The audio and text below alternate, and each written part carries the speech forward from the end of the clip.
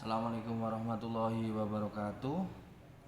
Baik, video kedua ini anak-anakku kita akan membahas tentang tahapan peristiwa setelah hari akhir. Kalau kemarin kita sudah membahas tentang apa itu kiamat. Kiamat adalah peristiwa rusaknya alam semesta, berakhirnya kehidupan di alam raya ini.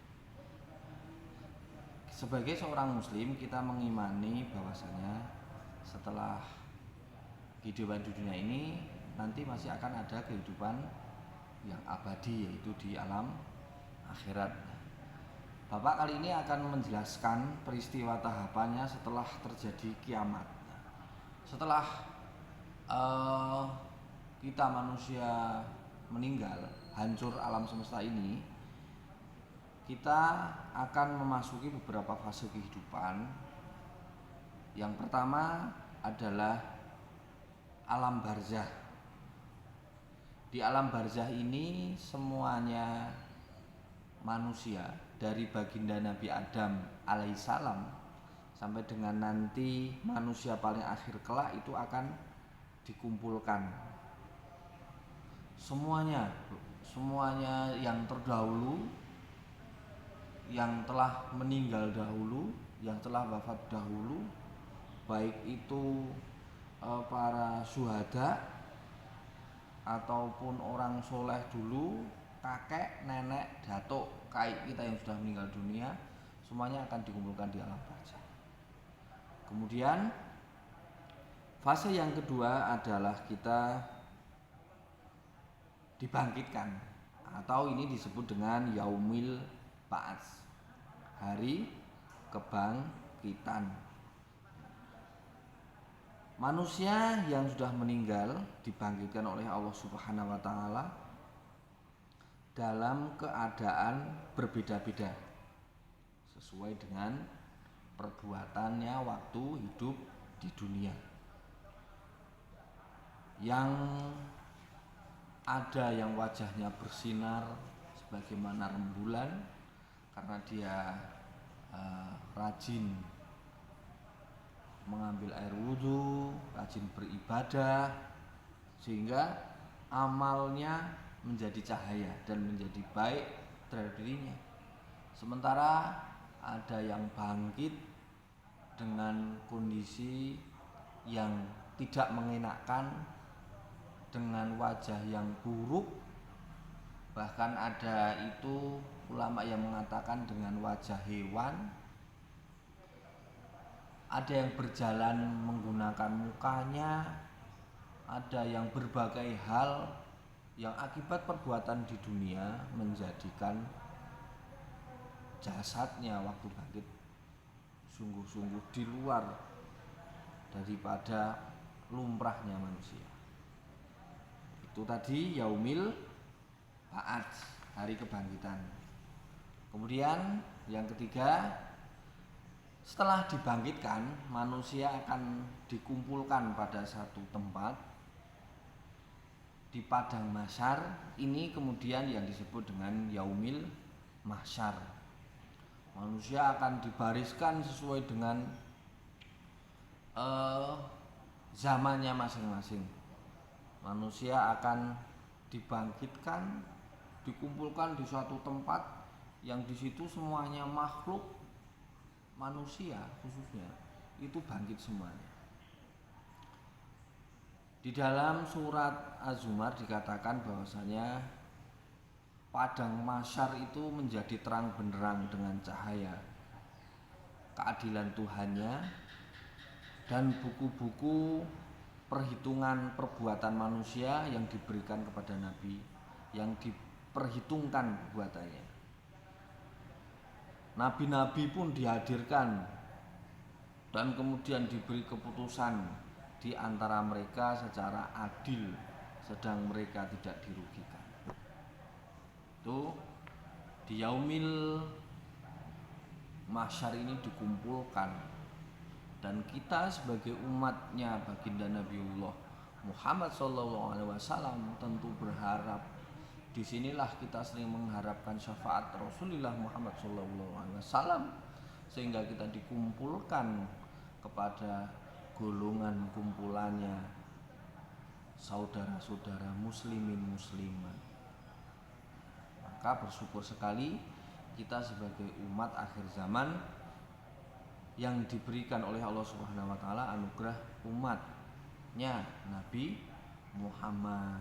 Maka kita sering-seringlah membaca sholawat atas baginda Nabi Muhammad. Terus selanjutnya adalah Yaumil Hisab. Yaumil Hisab itu hari penimbangan, hari perhitungan amal perbuatan manusia. Walaupun sebutil zahroh akan diperlihatkan oleh Allah Subhanahu wa taala, kebaikan kita, keburukan kita oleh Allah Subhanahu wa taala akan dibuka secara gamblang.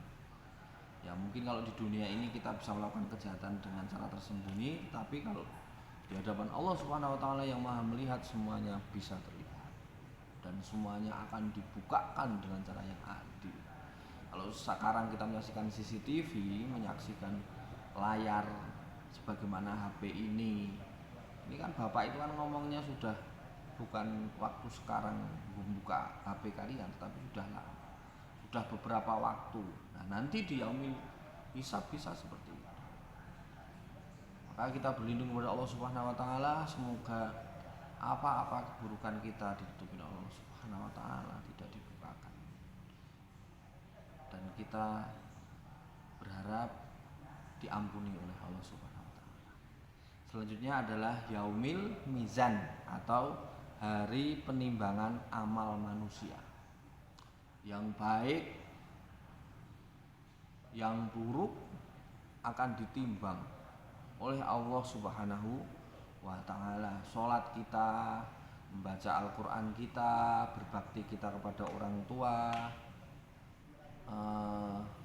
hak saudara kita, kewajiban kita, semuanya dinilai ibadah.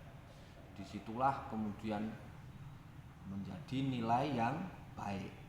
Sedangkan perbuatan-perbuatan yang buruk seperti berbohong, mencuri, drengki,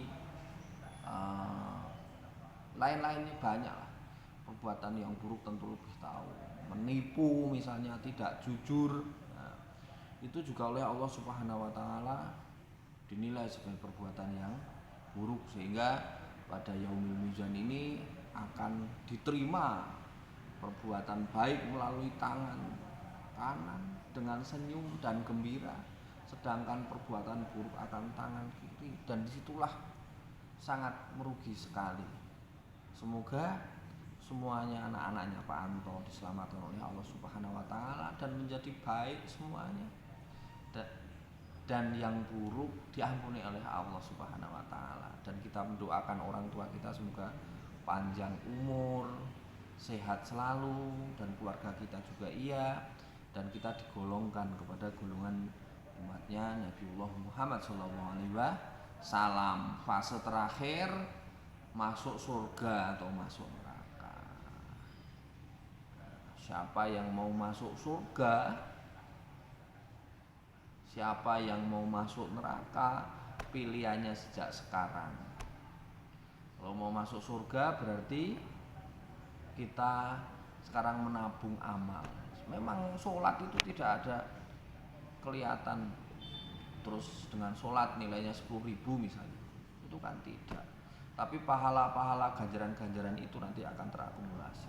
Sebagaimana kita senyum, agama Islam itu agama yang paling mudah. Senyum dinilai ibadah oleh Allah Subhanahu wa taala, dan itu mengantarkan ke surga. Maka mari bersama-sama kita masuk surga. Dengan cara apa? Dengan cara birrul walidain, menghormati kedua orang tua, membantu orang tua kamu, menyingkirkan duri, menyapu kalau kamu niatkan itu untuk menjaga kebersihan karena Allah Subhanahu wa taala. Nah, kalau saat ini kamu memakai masker karena agar terhindar dan menjaga orang lain agar tetap sehat, itu nilainya ibadah. Luar biasa, agama yang sangat mudah dan manusiawi sekali. Maka semoga kita masuk surga bersama-sama. Nah, yang kedua masuk neraka. Ada yang mau masuk neraka? Nah, semoga tidak ada ya. Baik. Demikian penjelasannya. Assalamualaikum warahmatullahi wabarakatuh.